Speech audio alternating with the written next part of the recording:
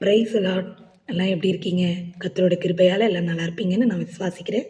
இன்னைக்கு நம்ம எடுத்துக்கொள்ளப்பட்ட வேத பகுதி என்னன்னா 127ஆம் சங்கீதம் 1-2ஆம் வசனம்.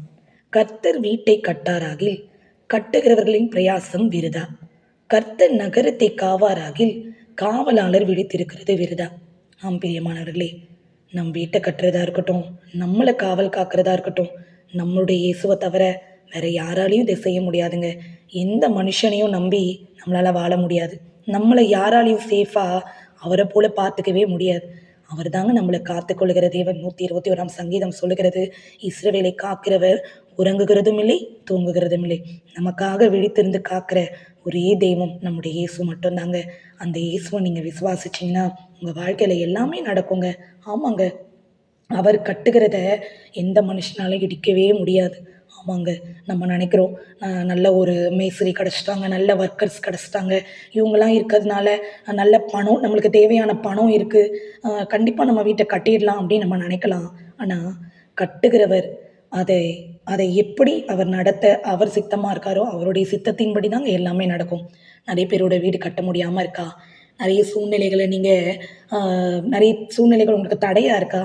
கர்த்தர் உங்களை பார்த்து தாங்க இந்த வார்த்தையை சொல்லுகிறாரு. நிச்சயமாக கர்த்தரால் எல்லாவற்றையும் கட்ட முடியுங்க, கட்டுவிக்க முடியுங்க. நீங்கள் விசுவாசத்தோடு காத்துருங்க. இடிந்த பில்டிங்காக இருந்தாலும் சரி, கட்டி கொண்டிருக்கிற ஸ்தலமாக இருந்தாலும் சரி, எல்லாவற்றையும் உங்களுக்கு நடத்தி கொடுக்க நம் தேவனால் கூடுங்க. எல்லாமே இருந்தும் கட்ட முடியாமல் தடையாக இருக்கா? நீங்கள் கவலைப்படாதீங்க. யாருமே என்னை பார்த்துக்க முடியல, என்னை யாருமே பார்த்துக்கலன்னு நீங்கள் கவலைப்படுறீங்களா? கர்த்தர் உங்களுக்கு காவலாளராக இருந்து எல்லாவற்றிலிருந்து உங்களை பாதுகாக்க அவர் வல்லவராக இருக்கிறாருங்க. எனக்கு தெரிந்த ஒரு காரியத்தை நான் உங்களோட பகிர்ந்து கொள்கிறேன்.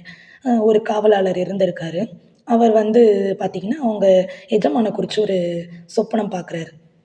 என்னென்னா, எஜமான் அடுத்த நாள் ஊருக்கு போக போகிறாரு, ஒரு விமானத்தில் போக போகிறாரு. அதுக்கு முன்னாடி நாள் இவர் அந்த சொப்பனத்தை பார்க்குறாரு. எஜமான் போகிற அந்த விமானம் விபத்துக்குள்ளே ஆக போகிறத அவர் பார்த்துட்டு எஜமான் கிட்ட அன்னைக்கே சொல்கிறார், ஐயா நீங்கள் நாளைக்கு போகாதீங்க, நீங்கள் போகிற விமானம் விபத்துக்குள்ளே ஆக போகிறத நான் பார்த்தேன், இந்த மாதிரி நான் சொப்பனம் பார்த்தேன் அப்படின்னு சொல்கிறார். ஸோ அந்த எஜமான் அந்த காவலாளர் சொல்கிற அந்த காரியத்தை கேட்டு கீழ்ப்படிஞ்சு அவர் போகலைங்க. ஸோ நெக்ஸ்ட் டே வருது, மார்னிங் ஒரு செய்தி வருது, அந்த விமானம் விபத்துக்குள்ளே ஆகுச்சு அப்படின்னு சொல்லிட்டு அவர் ஓடி காவலார்கிட்ட அது சொல்கிறார். இந்த மாதிரி நீ சொன்ன மாதிரியே இது நடந்துருச்சு அப்படின்ட்டு. அப்போ அவர் என்ன பண்ணுறாரு, இனிமேல் உனக்கு இங்கே வேலை கிடையாது அப்படின்னு சொல்கிறார். காவலாளருக்கு ஒரே ஷாக். என்ன இது, நம்ம எவ்வளோ பெரிய உதவி செஞ்சுருக்கோம், எப்படி நம்மளை பார்த்து சொல்லிட்டாரே. உன்னோட வேலை என்ன? விழித்திருக்கிறது தானே. நீ விழித்திருக்காமல் தூங்கினதால தானே உனக்கு அந்த கனவு வந்தது. ஸோ இனிமேல் உனக்கு இங்கே வேலை கிடையாது அப்படின்னு சொல்லிட்டு அவர் அனுப்பிட்டார். இதுலேருந்து நம்ம என்ன தெரிஞ்சுக்கிறோம்? நிறைய பேர் மனுஷரை நம்பி நல்லா தூங்குறோம் இல்லையா?